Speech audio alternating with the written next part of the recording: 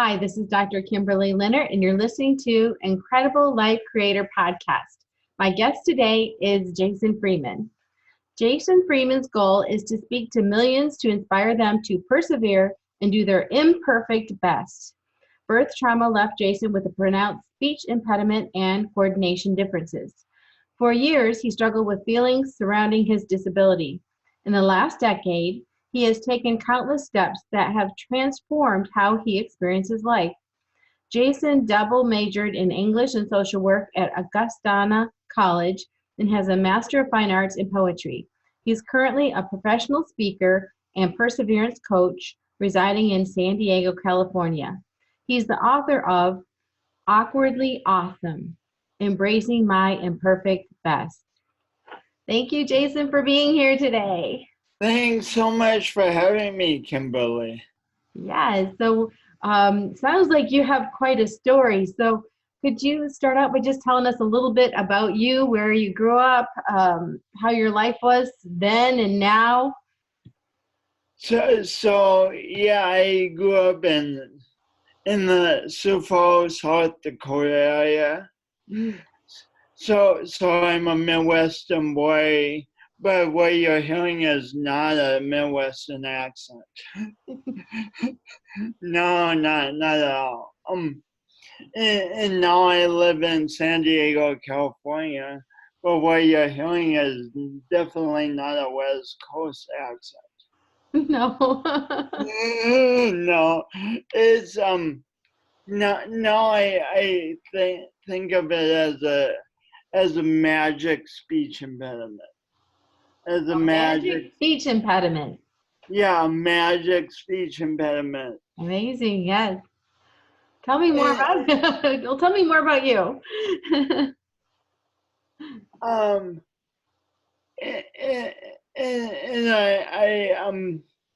I call it magic now because it has drawn me into the life I lead now.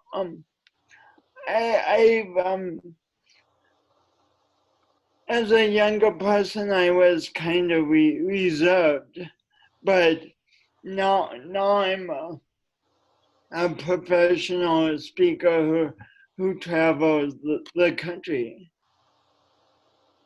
and really how my speech impediment has drawn me into the life I live now is because 12 years ago, I had just accomplished the greatest success of my life. I got an MFA in poetry, and I graduated. But I was back in my hometown working the same job that I had for 10 years. And even though it was a great position, I knew it wasn't what I wanted to do for the rest of my life. And I had never gotten over my voice or my coordination. I was just in denial about them, or either in denial about them or hating them. Yes. And to make matters worse, I just did not know how to cope with life. I think in retrospect, looking back on it, I experienced birth trauma. And I think as a result, I probably developed a very early case of post-traumatic stress syndrome. And so I had never learned to cope with stress. Like I would worry about anything and everything. I would make a big deal out of the small things. I was making life miserable, Kimberly. Yeah, oh, that would be so difficult to live that way. Yeah, it was. It was so 12 years ago on this day. I'm in my basement apartment and I'm like, I'm exhausted. if getting this degree doesn't make me happy, if I'm still miserable, I need to do something. And luckily, I remembered a few friends a few months before had said, Jason, do yoga. Do yoga. And, Okay. and you know how it is when someone gives you a suggestion that you know in your heart is good, Yeah. but that you're scared of. Yes. Yes. So I was like, hey, great idea. Thanks for thinking of yoga. But I'm a walker. That's what I do for exercise. I walk. I don't do yoga. And in the back of my mind, I didn't tell them this, but I'm like, dude, I have a disability. I don't do yoga. What in the world are you thinking of? But on that day, I was so desperate that I reconsidered the idea. I'm like, So what do? It's winter in Sioux Falls. So I in South Dakota. So I took a tiny step and put on my heavy winter coat. And then I took another step and opened the front door. And pretty soon I'm down at the YMCA and I'm at the front desk. My knees are probably knocking together because I'm actually they won, but I'm like, what am I doing here? But I said I wanted to buy a monthly membership, and it seems so strange to me because I wasn't someone who would go buy a Y membership at all. But I'm like, I wanted to buy a Y membership. 10 minutes and $35 later, I'm a member of the Y. And that tiny insignificant step changed the course of my life because I started taking yoga classes, more steps. And from there, I found laughter yoga, which built my confidence, more steps. And then I was speaking at a conference because I became a laughter yoga leader. And then that group really like, wow, they poured into me as I poured into them. And when I got off that stage, I'm like, I want to be a speaker. This is my career. Oh, wow. So that's how you discovered your career. So you went from not wanting to even consider yoga. You said because of was it because of coordination, or was it just why not yoga? Oh, because of coordination, I just perceived myself as someone too, uncoordinated. I didn't think I had the attention span. I thought I would be hopelessly awkward. I thought all the students would be looking at me. I thought the teacher would come up after class and say, hey, Jason, thanks for coming. But maybe bingo is more your style. Oh, no. Wow, so you had all this going on as you were walking, or you were walking into the Y. You were signing up. You were going to class. All this struggle, turmoil, but you kept moving forward, little by little. And then you took the class, and the teacher didn't come up and ask you to go do bingo. So you went back again. Yeah, the teacher actually invited me back. Imagine, in retrospect, imagine how inspiring it was for her to have the student who clearly has something different going on come to her class and say, yes, I want to learn this. Yes, yes. And then you said, now was that class, what you said something about laughter yoga. Was that a laughter yoga class or a regular class? Oh, I'm sorry. I was trying to give the synopsis. So that was a regular class, and I took regular yoga classes for a while, and then one of my teachers said, "Hey, I'm doing a laughter yoga club with my husband." So then I started going to laughter yoga club, and then I became a laughter yoga leader. And then I went into business doing laughter yoga, and then I had an opportunity to speak at a conference. Got it. So I don't know what laughter yoga is. What is laughter yoga? I'm sure I'd love it because I love to laugh and I love yoga. So the combination sounds great. What is it? So laughter yoga is the idea that we can laugh for no reason. Usually we're laughing at jokes or different kinds of humor, and that has certain limits because sometimes the jokes get off color. Yes. Sometimes the jokes get not funny. But laughter yoga is like there'll be a prompt like put your hands up Uh-huh. like, Okay. and we're going to do automobile laughter. So this is a stereo, so we're going So I'm to moving my hands like my hands are on a steering wheel. yeah, and laughter powers the car, so it's like ha ha ha ha ha ha ha ha.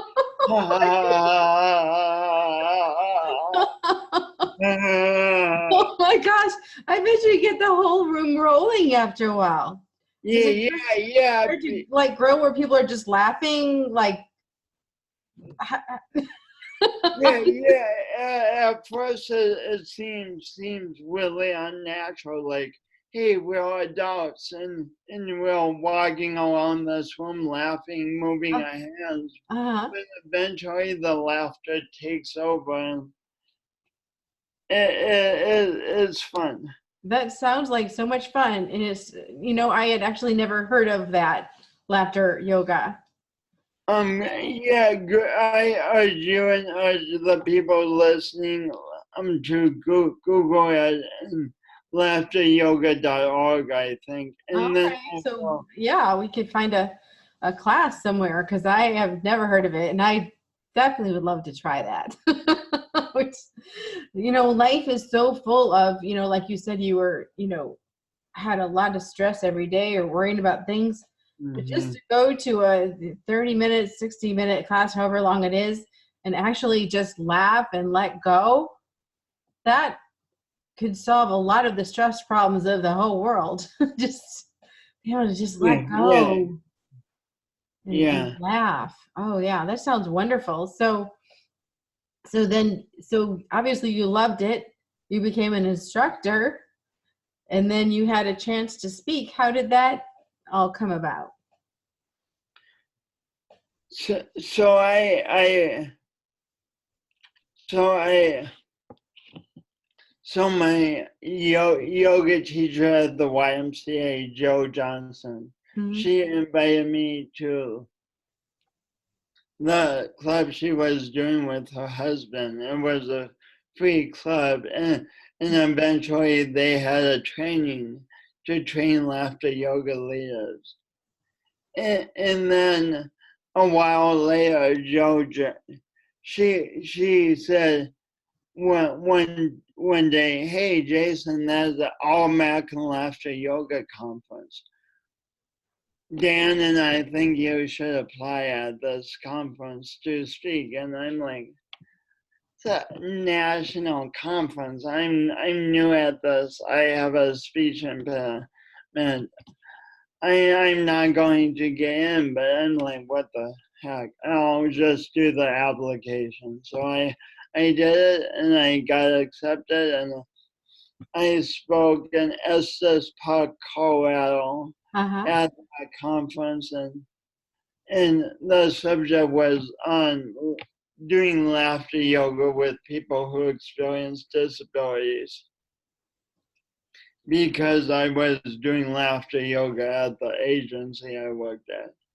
And I'll tell you, somehow, I mean, when I tell this story, I always like to say never underestimate your power when you're sitting in an audience listening to a speaker, because that group,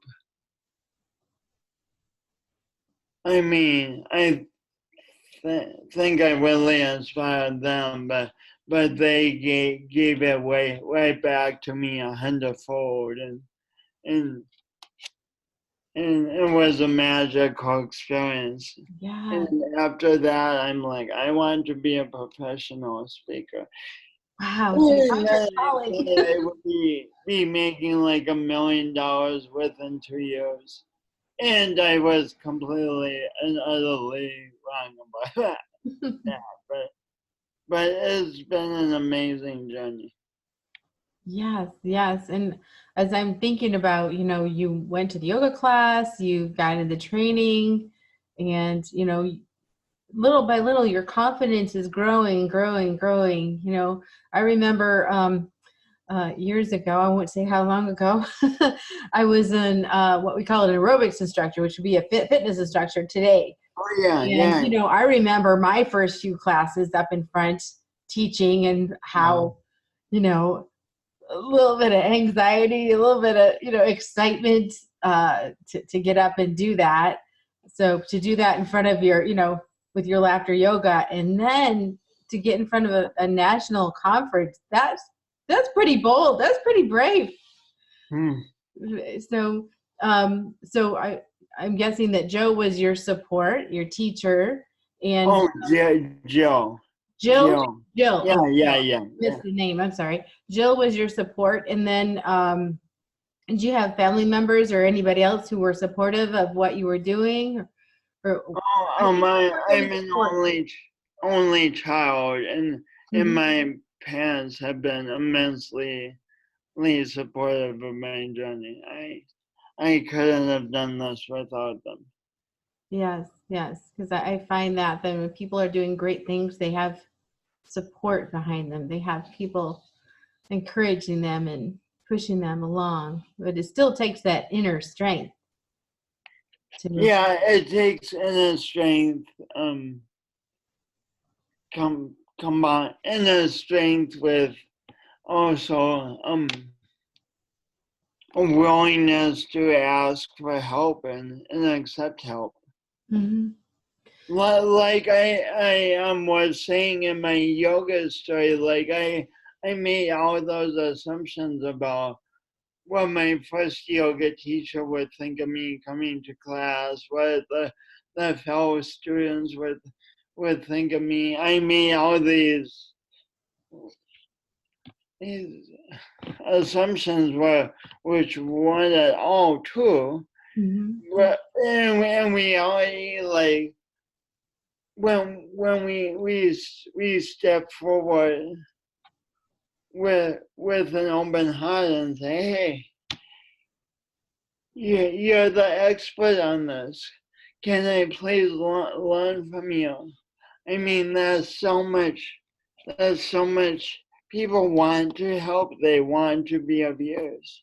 Yes. And so if there's someone that, let's say, they're staying in their house at home, not going out for some reason, either the thoughts in their mind that they're not good enough, or they have a disability, or people won't accept them, or they're having all these assumptions like you were, what would you, if you were to talk to them, what would you say to them to help them? Let's say they really want to go out and do something.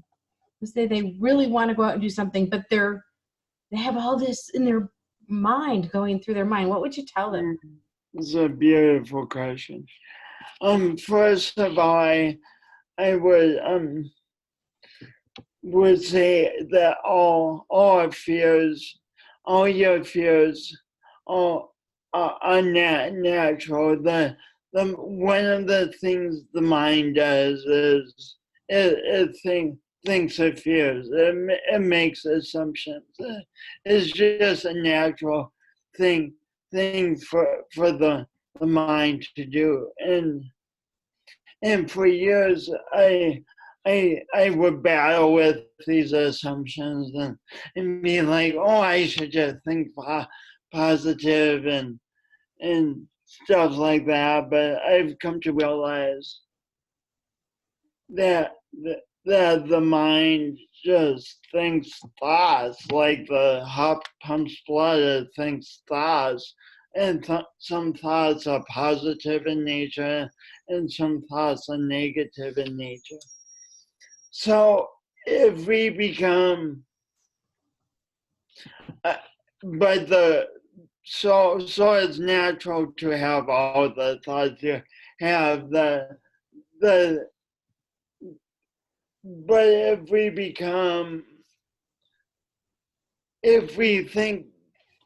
we start thinking the negative thoughts are true and either trying to just do exactly what they say or trying to go to war with them, either way we give them lots of energy. But if we just notice the negative thoughts, like, oh, I have a thought today that I don't want to go outside because it might be scary. Someone might say a mean thing to me. Oh, isn't that interesting? Is that true? Not necessarily. I mean, yes, life is always a risk, but it's not necessarily true. So then if we can just say, yes, I hear your thought, and I feel the fear going along with the thought. But today I'm going to choose. I have some other thoughts that might be something fun if I walk out the door. I might meet someone. It might be more interesting than it's just small steps. Okay, I choose to walk out the door. What do I need? Oh, I need my purse or my billfold. That's step one. Getting what you need. Step two is walking out the door, and then you're outside, and then what's the next smallest step you can take being outside? Because so often I think we think, oh, I need to get out today, and then suddenly we have ourselves going outside and then speaking to a crowd of 500 people, and it becomes so overwhelming when really the power of the small step is enormous. We're having this conversation. The only reason is because I took tiny steps and bought that $35 membership. I would probably still be in South Dakota if it wasn't for that tiny step. So that is amazing. So yeah, it can be so overwhelming when you think of even in any area, just thinking about a big goal you want to get to or a goal you want to get to. If you're just thinking about the whole thing, it can get so overwhelming to the point where you just don't, or the person wouldn't move forward. So, but if I just take a small step, okay, I'm going to get my things together, like you said. But what do I need to actually, before you even move, you're thinking about, okay, what am I going to need to go out? You're getting those things together, and then you're walking out the door. And I know for some people, just walking out the door in their yard is a huge step. you know, and for other people, they're at all different levels, you know, walking out the door and going to the store where there's other people is a big step. So that is so helpful because at each, the steps are small and they're simple to take. If we just think of one step at a time, it's not so overwhelming. Oh, and with that, I mean, we can think of these small steps as courageous. Yeah. To go to that YMCA, for me to courage, it was beyond what I know, and so like maybe walking out the door takes courage, and that's all okay. We have an opportunity to be heroes of our own lives. Yes, and you truly are. I mean, 12 years ago, did you think you would be in front of 1,000 people speaking? No. Could you even imagine it? Sometimes our minds can't even imagine something like that. I more than, I mean, when I went into the YMCA, I wasn't thinking at all of my career. I just knew I knew I was lonely, and I knew that I was in pain, and I wanted relief for those things. Yes, and so and I think a lot of people in that situation are very lonely. You know, what would be your advice for someone who's just, you know, lonely? Where would you tell them to start?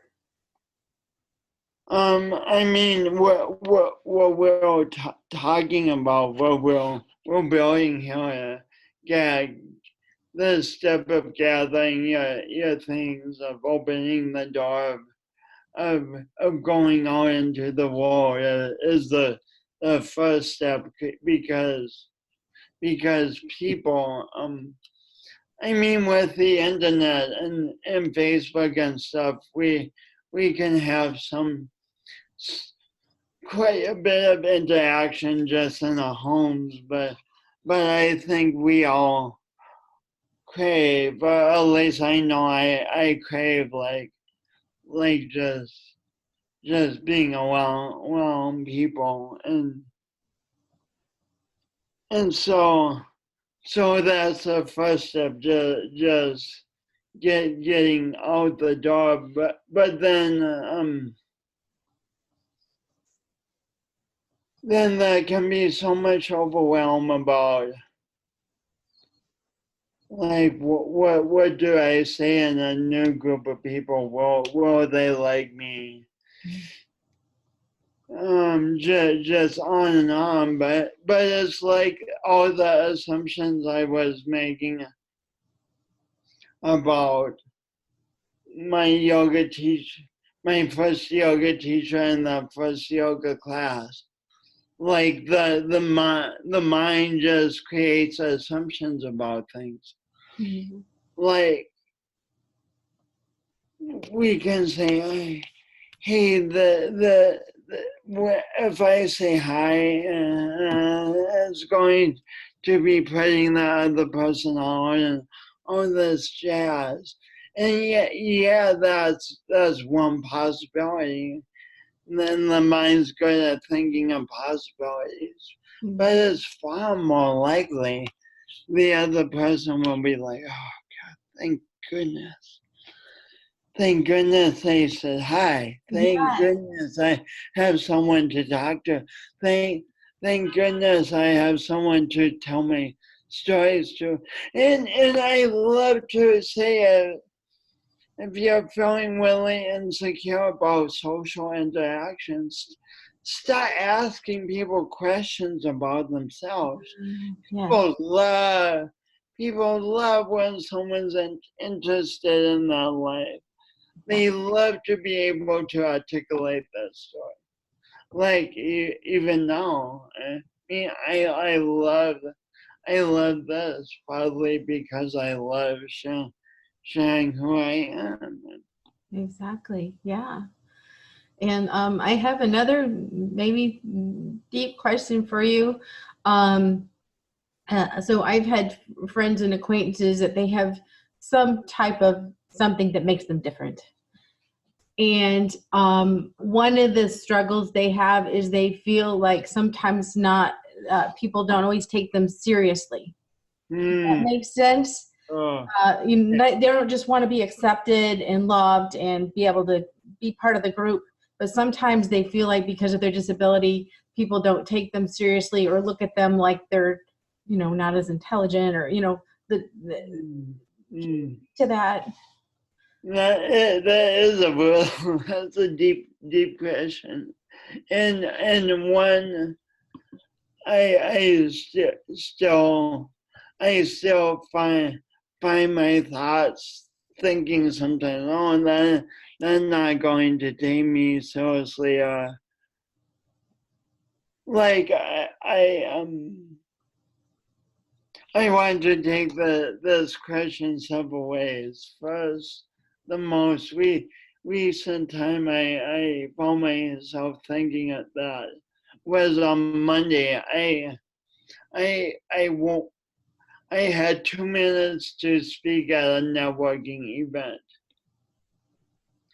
and I got coaching, and I wrote out what I was going to say, and I pretty much memorized it. I looked at the paper a few times, and I presented on Monday, and I did a great job. I think, but part of me was like, they won't take me seriously, and what I notice now is that that's a thought in my head. No one came up to me and said, "Hey, Jason, thanks for doing that, but you know what? We don't take you seriously." Mm-hmm. So it's all in the person's head. Because even people who don't have something different, we can all think that. We can think, oh, they're, someone's not going to accept us, or it's all our own thoughts. We're thinking for other people, right? We're thinking for other people. We're thinking for other people. I mean, that's true. I mean, we make assumption after assumption after assumption all day.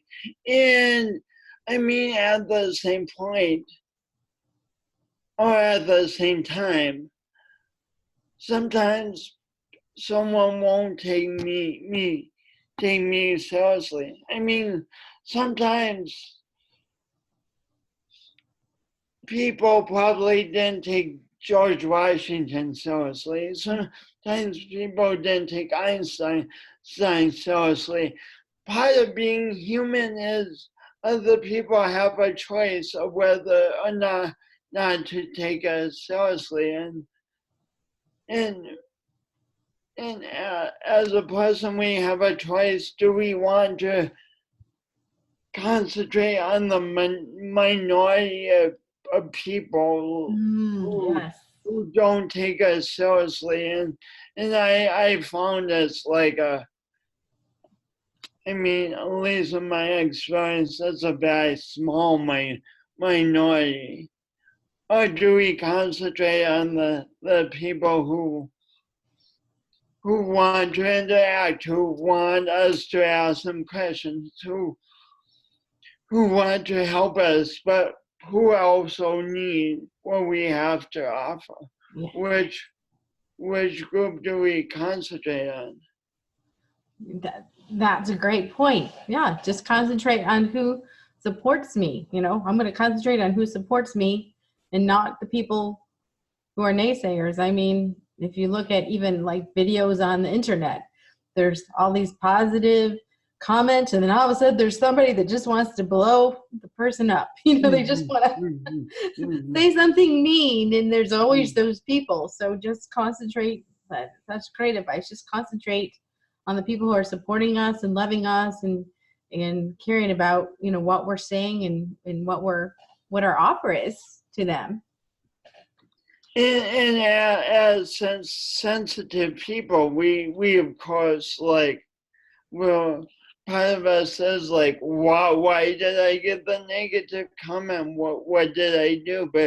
But we can notice that our thoughts are starting to go that way, and then be like, do I want to focus my energy on that, or do I want to take an action and read all the 50 of the comments that say good things and focus on those? And it's not always easy as 1, 2, 3, but we can direct our energy. Yes, yes.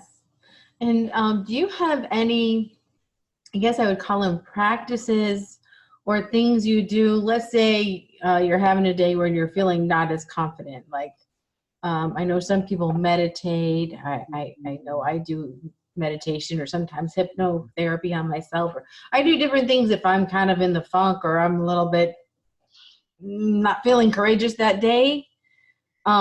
Is there any practices you have or anything you do to help yourself when you get in that spot? Great question.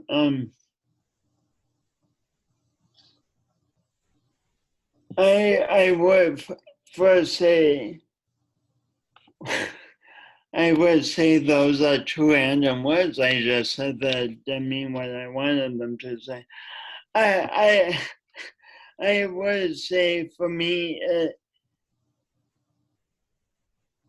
it starts with two things: the breath and organization. Okay.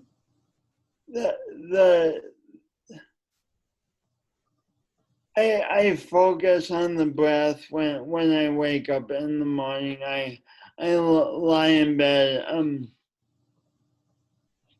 and set the alarm for like 20 minutes later, and then I just breathe in bed, and when my thoughts drift off, I notice that because that's something thoughts do, and then I try and come back to the breath, and my thoughts will drift off again because that's what thoughts do, and I'll come back to the breath, and sometimes I fall back to sleep because I get so relaxed, but then my alarm goes off. So I mean, many people have a more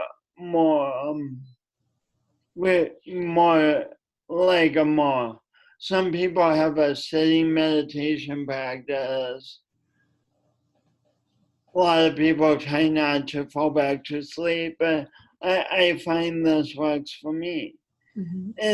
And then going through my days when I start sensing that that my thoughts are starting to run and go, what if, and starting to worry and stuff. I'm like, oh, I'm having these thoughts, and first of all, I like mine the thoughts for wisdom. Like, does this thought have any wisdom for me? Oh. And if it does, I incorporate that. And if it doesn't, I just notice it and go back to breathing, go back to taking the next action I want to take, the next tiny step. Because let's face it, our thoughts can distract us all day. They could distract us for the rest of our lives. I mean, we could, if we wanted to worry every waking moment for the rest of our lives and freak ourselves out, we have plenty of material. There's there's just constant material. So it's about so it's about realizing we have this power to make ourselves miserable, and then experimenting and finding a different way. Yes, that is just so true. You can always find something to worry about. And yeah, and it could consume, a person. So, wow. So once you're taking these small steps, you're going in the direction of your goal or what it is that you want to accomplish or what is it you want to do. How important is perseverance or sticking to it? Perseverance is very important, I think, because like if I had just gone into the YMCA, got the $35 membership and went back home and talked myself out of it, I probably wouldn't even remember that I had done that, let alone been able to tell a story about it. So my mindfulness and coming back to taking actions, small actions forward, not only calms us, but it puts us in a frame of mind to persevere, because there's always the next small action. And I like to think of it now for myself. I'll make a list of small things I want to do in the day. Small next steps, like getting back to the person about meeting with them the next week. Doing that. I mean, there's just a lot of small things, small micro steps. So this is where organization becomes so crucial, because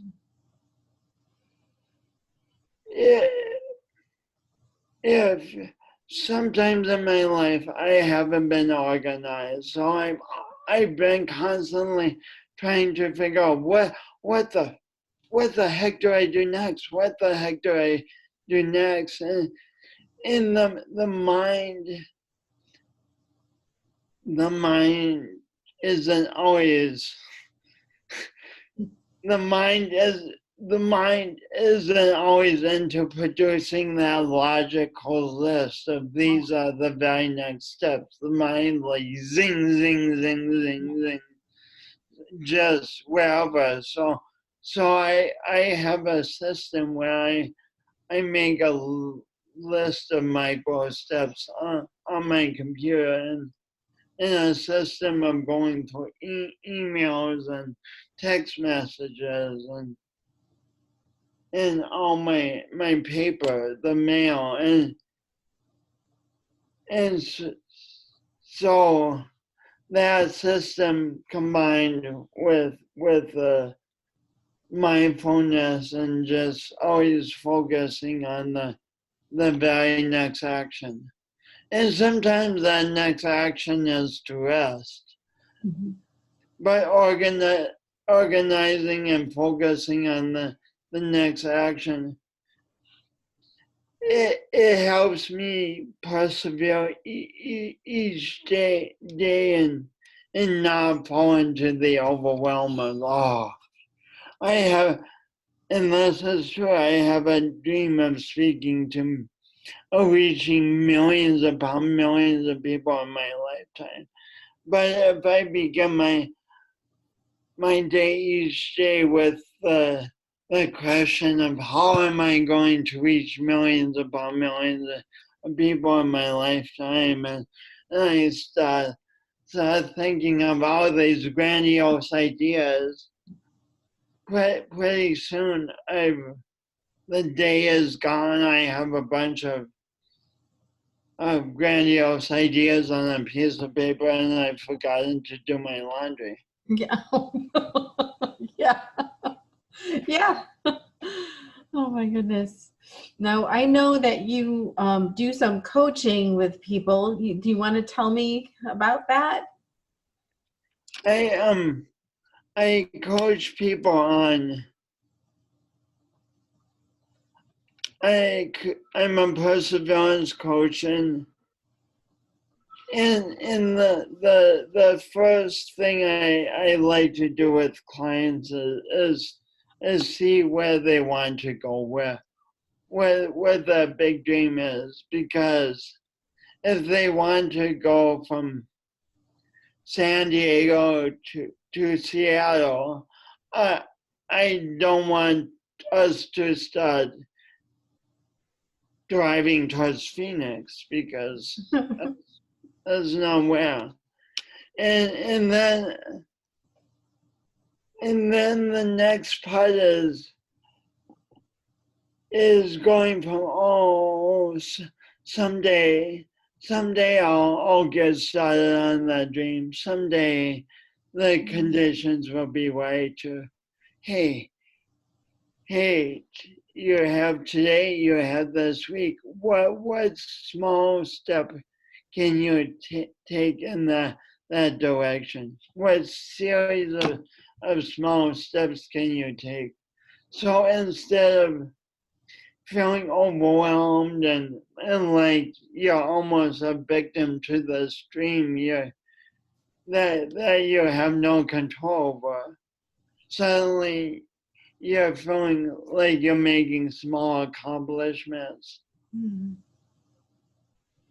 And those small accomplishments create momentum, and then the early steps will open things up and lead to more steps.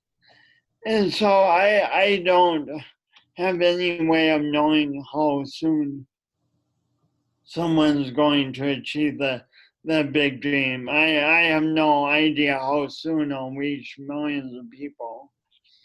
But I do know that there's so much power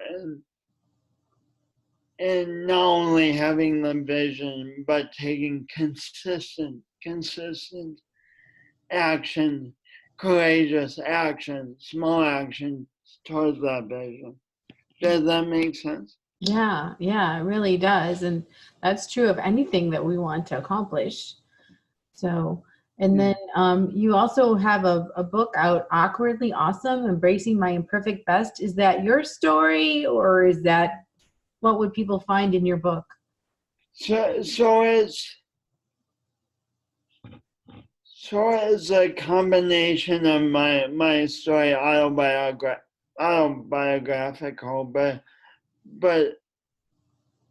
the intention of the book is to try and involve a reader in a story of, of growth, my story of growth, and get them thinking of their own story of growth.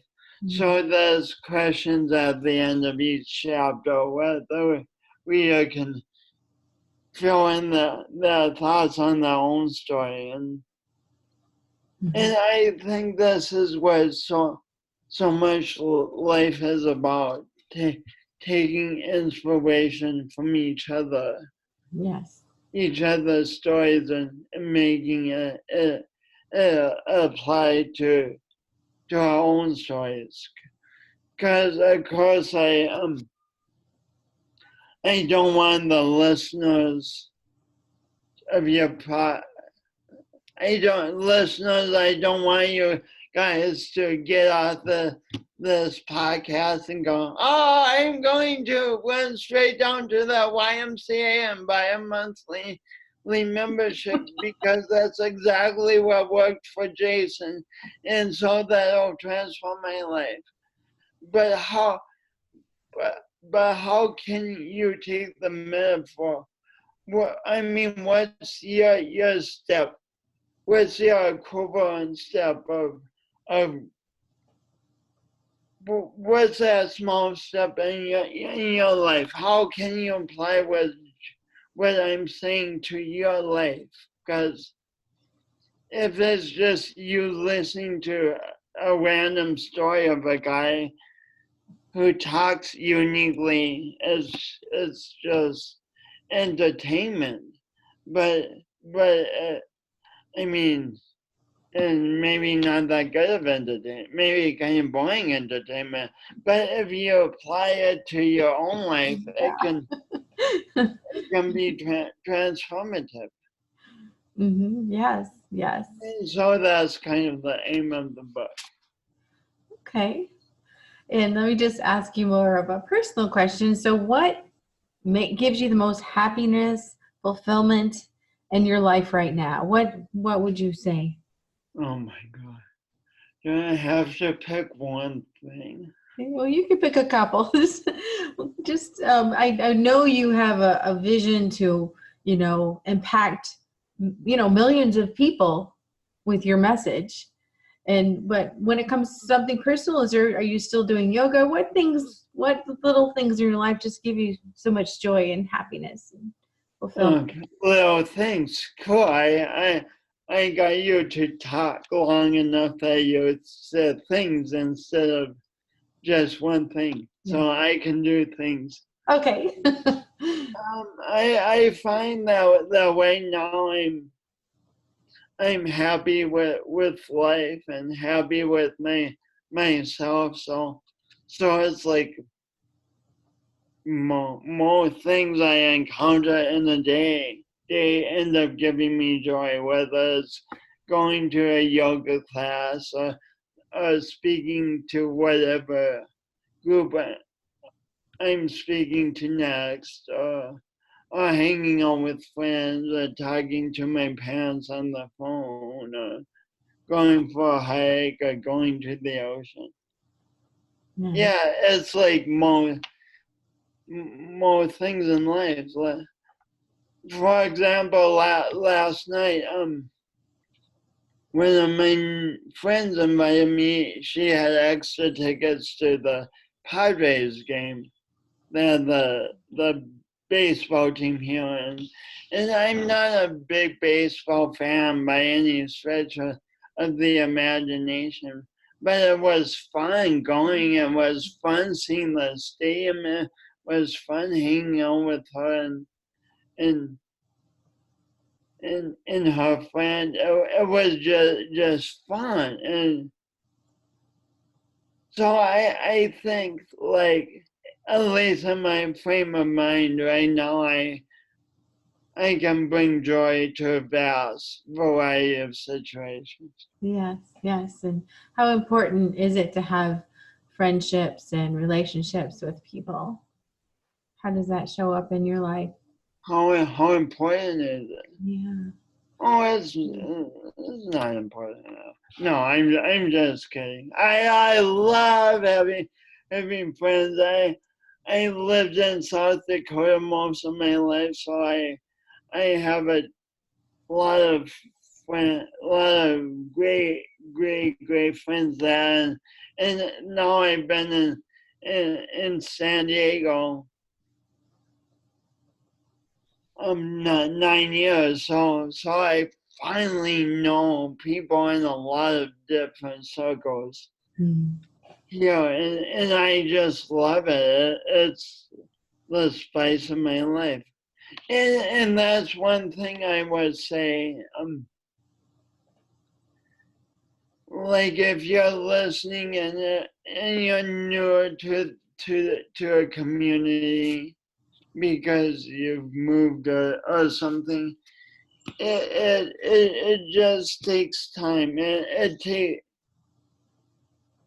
just takes time. Keep walking out that door. Keep meeting people and asking people questions and being interested in people. And I also know it just takes time to feel comfortable, to find the friends who you want to network. It just takes time. Yeah. Yeah.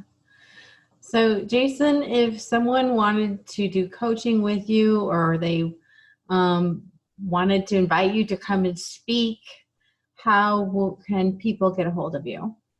The easiest way is my website, jasonwfreeman.com. jasonwfreeman.com. So everything about Jason is on that website, and if you want to get a hold of him, then please go there.